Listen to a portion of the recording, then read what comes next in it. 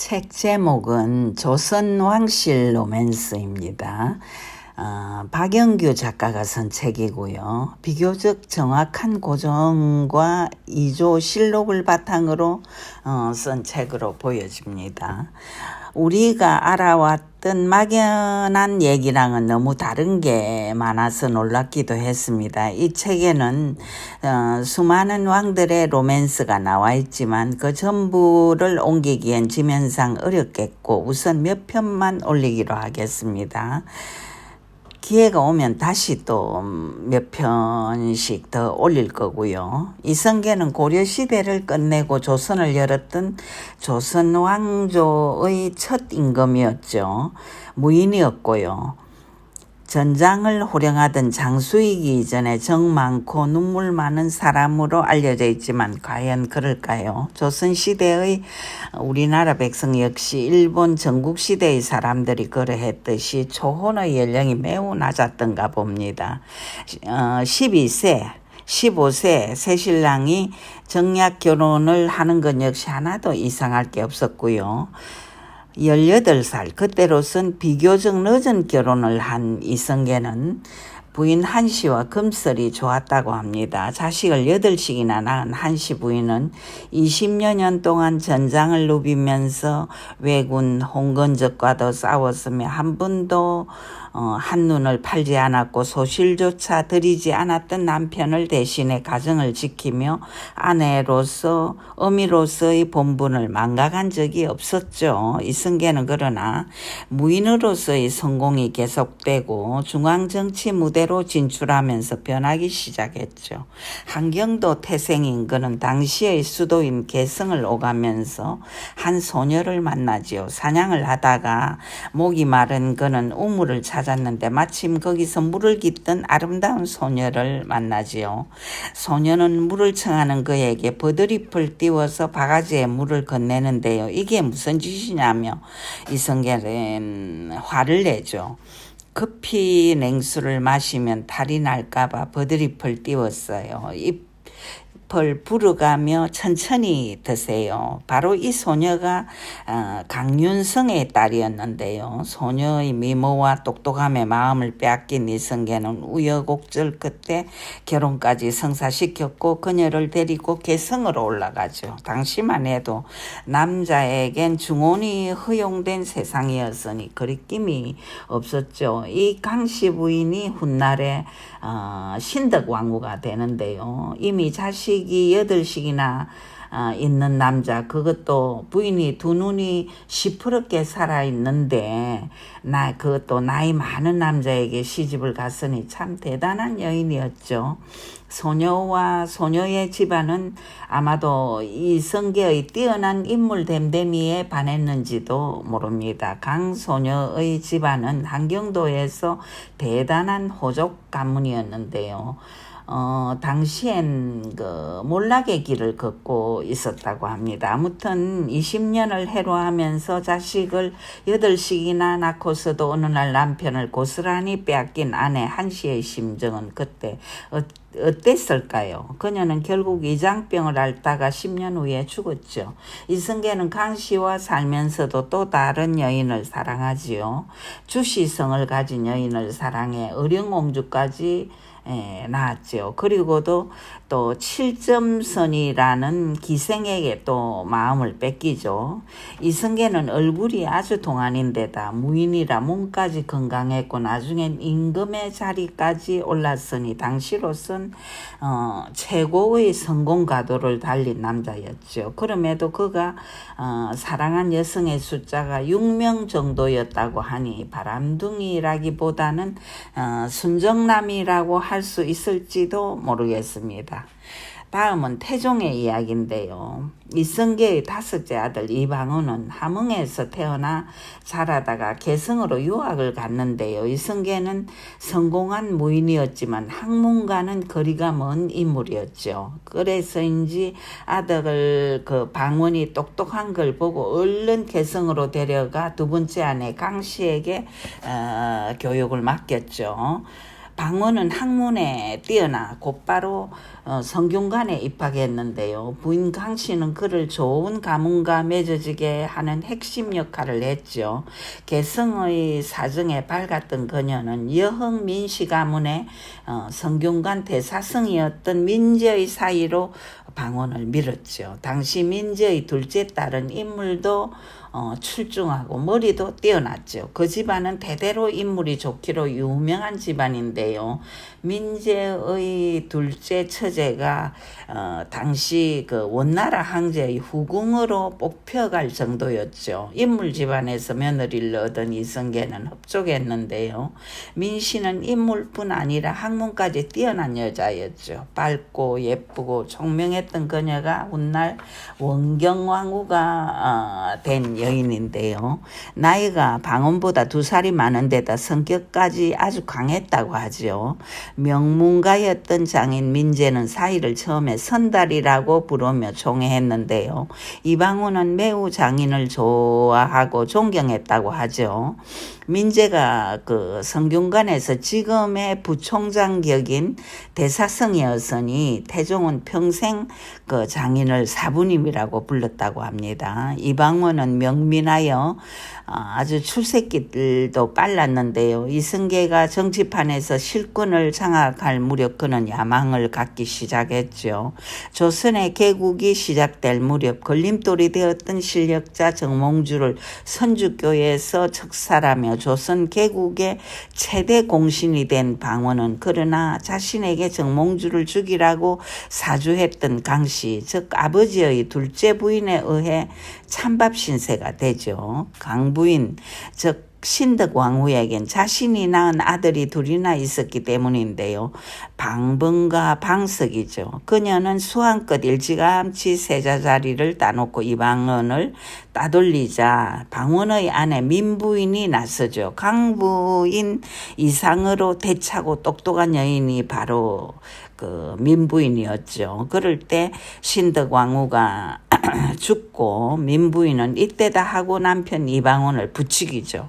뒤에는 자신의 가문이 있고 처남 민무고 민무질이 있으니 거사를 단행하라고요. 소위 말하는 왕자의 난이 그래서 일어나고 실권을 장악하면서 방원은 그 방석과 방번을 죽이고 아버지 이성계의 가슴에 비수를 꽂은 거죠. 이성계는 분노하지만 결국 그 둘째 형 방가에게 왕의 자리를 방원이 있게 하자 막 그것으로 사건은 일단락되고, 물론 뭐 삐쳐서 그 이성계가 멀리 함흥 땅으로 가고 그런 그 에피소드는 있습니다. 아무튼 권력이 방원에게 넘어간 상태에서 이성계가 무엇을 할 수 있었을까요? 1400년 드디어 왕이 계승권자가 되어 궁중으로 들어간 이방원은 바로 쳐버렸죠. 민부인과 그렇게 사이가 좋고 많은 도움을 받은 사이인데도 말이죠. 궁중에 들어간 그는 김씨, 신씨 가리지 않고 후궁을 얻기 시작했는데요. 민중정과의 사이에 사남 4녀를 얻은 그는 신씨에게선 3남 7녀를 얻었죠. 성격이 거센 그 민중전은 분노하기 시작했고 방원이 악공의 딸 권씨를 후궁으로 들이려 하자 대전에 쳐들어가 대판 싸우죠. 상관께서는 어찌하여 예전을 잊으셨습니까? 제가 상관과 더불어 어려움을 지키고 환란을 겪어 국가를 차지하였는데 어찌 나를 잊으십니까? 중전은 울고 불고 시금을 전폐하고 난리도 아니었죠. 임금이 후궁들이는데 그렇게 중전이 나설 수 있는 시대가 아니었던지라 태종은 며칠 동안 정사를 팽개칠 만큼 붕괴했다고 하죠. 결국 그렇게 사이가 벌어진 부부는 더욱 끝내 하해를 거부하고 태종은 그녀를 영영 찾지 않았다고 하죠. 그리고는 중전이 그렇게 오만방자한 건 뒤에서 친정 식구들이 권력을 잡고 있는 탓이라 생각하고 처가를 완전히 도륙해버리죠. 끝으로야 외척이 득세하는 세상이 되어서는 안 된다는 명분이 있었지만 내막적으로는 부부싸움이 결정적인 거죠. 1410년엔 이미 장인이자 석성인 민재도 죽고 없었던지라 누구 눈치 볼 것도 없이 태종은 처가를 박살낸 건데요. 처남 넷을 차례차례로 죽이고 장모를 간비로 전락시키죠. 민중전은 치를 떨며 분노하고 그 길로 연인이었고 친구 같았던 부부는 그렇게 철천지 원수가 되어간 거죠. 어려울 때 함께한 그 아내를 버리는 남자는 악인 중에 악인이라고 욕설을 얻어먹기로는 예나 지금이나 마찬가지지만 일단 최고의 권력자가 되고 나면 그런 욕설까지 비껴가는 걸 보면 이래서 권력이 좋은 건가 봅니다. 세종을 우리는 성군이라고 부르지요. 한글 창제와 같은 업적도 업적이지만 임금으로서 누군가에게 악행을 저지른 기록이 없기 때문인데요. 그런 세종에게도 전혀 뜻밖이다 싶은 점은 물론 있습니다. 사실 그는 못 말리는 사랑꾼에다 여성 편력이 누구보다 심했던 왕이었죠. 12살에 장가를 갔던 세종 이도는 자신보다 2살이 더 많은 아내 심씨와 아주 사이좋게 살았죠. 그녀와의 사이에서 낳은 자식이 무려 8남 2녀 일편단심 아내뿐이었던 세종에게 충격적인 사건이 일어납니다. 왕자리를 물려주긴 했지만 상황으로서 실권을 쥐고 있었던 태종은 세종의 그 장인이자 영의정인 시몬과 그 동생 심정을 죽이면서 심씨 일가를 몰락시킨 거죠. 왕실에서 외척을 배척해야 한다는 사상에 빠져 있었던 태종은 자신에 대해서 아내 민씨 일가를 모두 죽이고 평생 그 민중전과 하해를 못했음에도 세종까지 그렇게 만들려고 한 거죠. 세종을 위해서 자신이 죽기 전 외가부치를 모두 몰락시키려 했던 태종에게 조정의 대신들은 모두 일어나 시몬의 딸인 현재의 왕비를 몰아내야 한다고 아우성을 치고 난리법석이죠. 세종은 그러나 이때 엄청난 뚝심을 발휘하며 식음을 전폐한 아내 곁에 앉아 부친에게 강한 저항을 하지요. 반듯하고 단정해 흠잡을 곳이 없는 아들이 막상 그런 태도를 보이자 태종은 왕비를 패하는 일은 없을 것이니 염려 말고 밥을 먹도록 하라. 그리고 그 소연왕후 심씨를 찾아와 달래지요. 이렇게 해서 아내를 지켜낸 세종은 태종이 죽자 적극적으로 나서서 후궁을 드리는데요. 정이 많았던 그는 궁녀 홍씨에게 빠져 자신이 입던 옷을 홍씨의 오빠 홍유근에게 내리기까지 하며 총애를 하죠. 홍씨는 그 나인에서 소용의 첩지를 받아 영화를 누렸는데요. 임금의 사랑을 등에 업은 홍유근이 오만방자한 행동을 거듭하자 결국 유배를 보냈지만 모친상을 빌미로 곧바로 풀어주죠. 자식을 낳지 못한 소용 홍씨를 세종은 오래도록 사랑했다고 하는데요. 한 번 사랑한 이상 여자를 절대로 버리는 일이 없었다고 합니다. 세종은 또 음식과 책, 이부자리, 문서 등을 근거리에서 자신을 그 보필하던 상궁들을 거의 모두 취했다고 하는데요. 조선왕 중 누구도 그런 식으로 지밀 상궁들을 건드린 왕이 없었던 걸 보면 그는 꽤 특별한 여성 편력을 계속한 왕이었다고 할 수 있습니다. 세종은 이후에도 여러 번 후궁을 들였지만 한결같이 상궁 나인들이었는데요.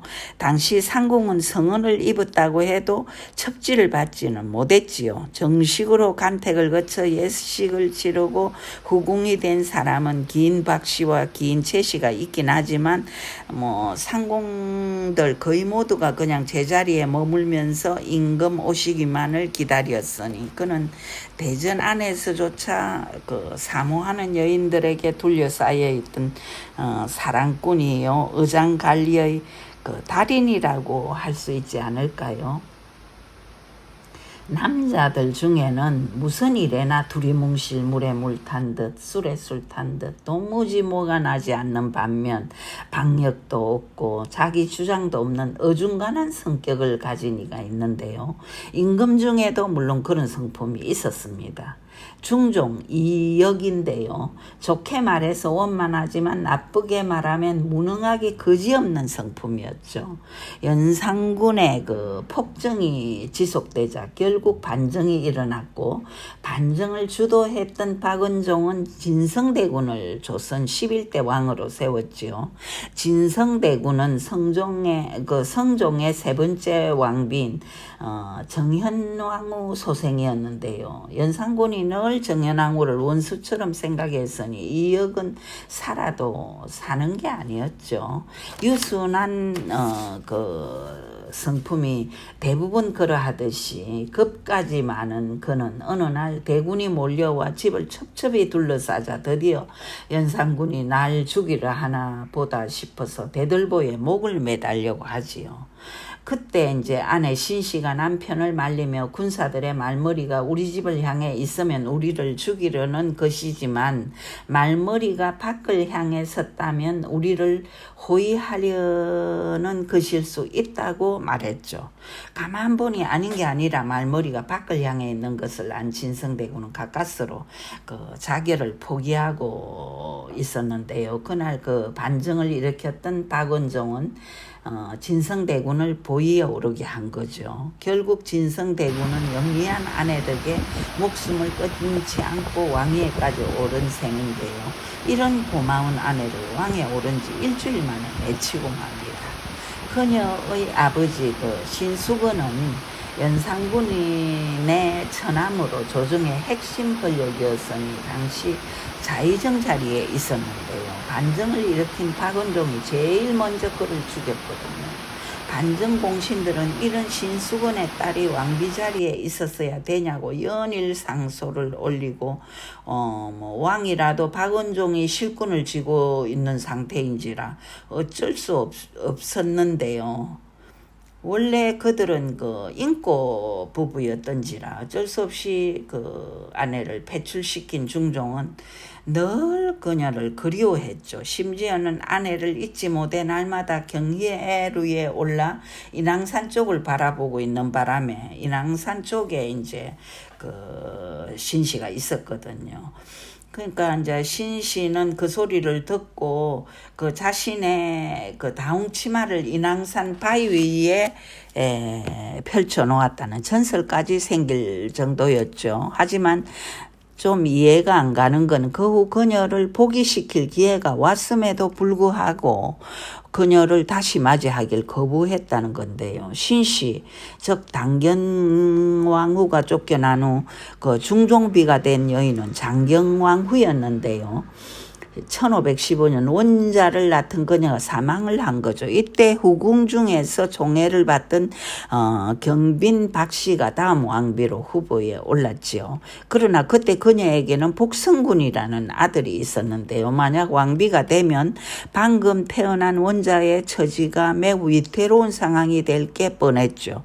그러자 온 조정이 들끓고 차라리 그럴 바에야 쫓겨난 신씨를 복귀시키는 게 오히려 나을 거라는 주장이 나왔죠. 이럴 때 중종이 예정을 생각해 신씨를 복귀시킬 수도 있었지만 그는 단호하게 그런 의견을 묵살했죠. 오히려 상소문을 낸 김정과 박상을 잡아다가 유배까지 보낸 거죠. 그리고 나서 장경왕후의 3년상을 끝내고 나서 맞아들인 여자가 문정왕후였죠. 처음엔 원자를 호위하며 충성심을 보이던 그녀는 그러나 세월이 흘러 자신의 아들을 낳자 그로 하여금 대를 잇게 하려고 혈안이 되지요. 그 와중에 경빈 박씨와 복성군이 막강한 권력으로 부상하자 그들을 죽이기 위해 혈안이 되죠. 가전 모략을 꾸민 끝에 경빈 박씨와 복성군을 죽이고 그녀의 두 딸까지